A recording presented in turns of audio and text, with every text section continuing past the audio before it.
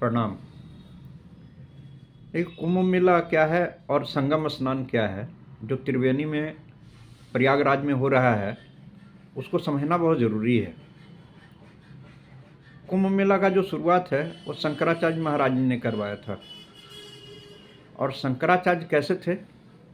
शंकराचार्य जी को ज्ञान हो गया था, यानी सनातन सत्ता की पहचान उनको हो चुकी थी। परंतु साधारण व्यक्ति को तो सनातन सत्ता की पहचान है नहीं, मनुष्य अज्ञानी है, परंतु वह अपने आप को सनातनी कह रहा है। तो सनातन धर्म की रक्षा के लिए, क्योंकि उस समय जो था आतताइयों का प्रकोप मतलब बहुत ज़्यादा बढ़ गया था, लोग जबरन सभी को अस्त्र शस्त्र के बल पे धर्मांतरण कर रहे थे और मतलब महिलाओं के प्रति, बच्चों के प्रति महा अत्याचार हो रहा था। तब उनको लगा कि नहीं, अब ज्ञान से काम नहीं चलेगा, हमें अस्त्र शस्त्र की भी ज़रूरत होगी, और उसमें वही आएगा जो महाबली है। तो महाबली वास्तव में साधु ही होते हैं, क्योंकि उनका मन जो है ना, वो वास्तविक सनातन सत्ता में रमा हुआ होता है। साधु का मतलब होता है, सा मीन्स सुंदर, और धू मीन्स रमन करने वाला, और सुंदर कौन है? सत्य है। तो जिसमें उसका मन रमन करता है वो चैतन्य है, सच्चिदानंद है, उसमें रमन करने वाला व्यक्ति ही साधु है। इसीलिए तुलसीदास जी कहे हैं कि तुलसी साधु संगत से हरे कोटि अपराध। और कबीर साहब कहते हैं, साधु ऐसा चाहिए जैसे सूप स्वभाव, सूप के समान उसका आचरण होना चाहिए कि किस चीज़ की प्रवृत्ति करनी है और किस चीज़ की निवृत्ति करनी है। ऐसा व्यक्ति साधु कहलाता है। तो उन्होंने इसीलिए क्या किया कि 4 पीठों की स्थापना की चारों तरफ भारत में। अब भारत क्या है? भारत, इस देश का नाम ही अध्यात्म है।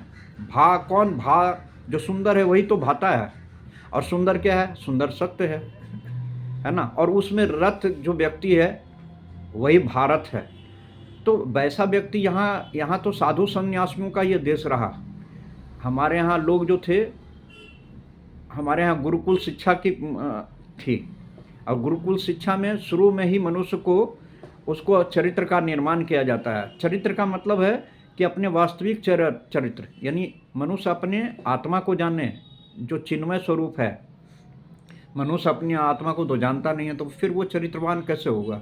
तो सबसे पहले विद्या का मतलब ही है कि मनुष्य अपने आत्मा से जुड़ जाए, आत्मा को पहचान कर ले।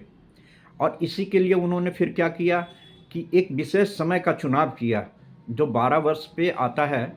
और 12 वर्ष पे क्या होता है कि उस समय बाहर जो ब्रह्मांड है उसमें जो भिन्न भिन्न प्रकार के जो ग्रह नक्षत्र हैं, ये सब की ऐसी स्थितियाँ होती है जिससे बाह्य ऊर्जा भी बहुत अच्छा प्रकट होता है। और जब वो प्रकट होता है तो उसका प्रभाव नदियों में पड़ता है, क्योंकि चित्त जो है ना, चित्त में संग्रह होता है, हमारे संस्कारों का संग्रह होता है। तो ऐसे ही जो ऊर्जा बना, उस ऊर्जाओं का भी संग्रह होता है। तो उस समय स्नान करने से उसका लाभ है।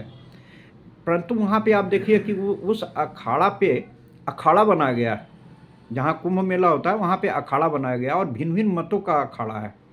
और अखाड़ा में कौन रहते हैं? तो अखाड़ा में साधु रहते हैं। साधु लोग क्या करते हैं? तो वहाँ पे सत्संग करते हैं। मतलब सत्य के साथ संग जोड़ने की क्रिया को ही सत्संग बोलते हैं। और सत्य क्या है? चिन्मय स्वरूप। तो हमें उसके लिए भीतर भी डुबकी लगाना पड़ेगा। भीतर एक तो वो हम लगा लिए वहाँ उस त्रिवेणी में, ठीक इसी प्रकार से हमारे भीतर भी त्रिवेणी बह रहा है, और वो है इंगला है ना। बायां जो है ये ठंडा होता है और ये गर्म होता है। तो इंगला पिंगला नाड़ी है और बीच में सुषुम्ना है। तो जो ठंडा है वो क्या है? जल तत्व है ना। और जल से सूक्ष्म शरीर क्या बना है? चित्त बना है। और गर्म जो है वो क्या है? अग्नि तत्व है। तो अग्नि तत्व से बुद्धि बनी है ना। तो मनुष्य कर क्या रहा है? मनुष्य यही कर रहा है कि या तो वो भोग में है या दमन में। भोग क्यों हो रहा है? क्योंकि जो चित्त में प्रवृत्तियां हैं उसके हिसाब से उसको भोग करा रहा है। और बुद्धि जैसी है तो बुद्धि के द्वारा उस चाहता है कि हम कुछ विशेष करें, तो उसके लिए वो दमन करना है। तो ना भोग करना है ना दमन करना है। मन अभी चूंकि शरीर के साथ जुड़ा हुआ है, इसलिए भोग और दमन में प्रवृत्त है। लेकिन जब समझ उसकी ऐसी हो जाती है, मन जब अपने चेतना में लय कर जाता है। तो चेतना में लय करने के बाद उसको अपने शुद्ध स्वरूप का बोध होता है। तो इसका मतलब ना तो भोग करना है, ना दमन करना है, बल्कि बुद्धि से ठीक-ठीक समझ के द्वारा एक सही कार्य करना है। तो व्यक्ति फिर क्या करता है? उसके द्वारा राम काज करवे को आतुर। हनुमान जी के बारे में जो उनका चरित्र है, राम काज करवे को आतुर, मतलब भगवान के कार्य करने के लिए ही जीव आया है इस संसार में, है ना? और प्रभु चरित्र सुनवे को रसिया। भक्तों का चरित्र कैसा होना चाहिए कि उसको अपने चिन्मय स्वरूप में लय होना चाहिए और सांसारिक कार्य अपने 5 ज्ञान इंद्रियां और 5 कर्म इंद्रियों के द्वारा करना चाहिए।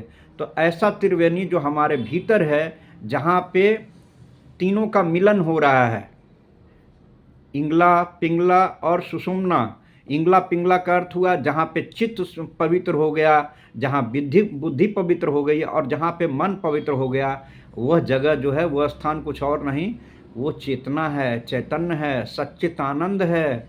उस चेतना में अपने बुद्धि को स्थित रखना है, यही वास्तविक त्रिवेणी है। इसमें हम सभी स्नान कीजिए। बहुत बहुत धन्यवाद, है ना? तो कुंभ मेला वास्तव में आया है इसलिए कि उस मेले में भी आप, संसार रूपी मेले में आपको एकांत हो जाना चाहिए। एकांत मीन्स उस एक चैतन्य सत्ता में आपका अंत हो जाना चाहिए बुद्धि का। उसी में मन लय करता है, इसी हृदय में आपको प्रवेश करना है और इसी में स्थित रहना है।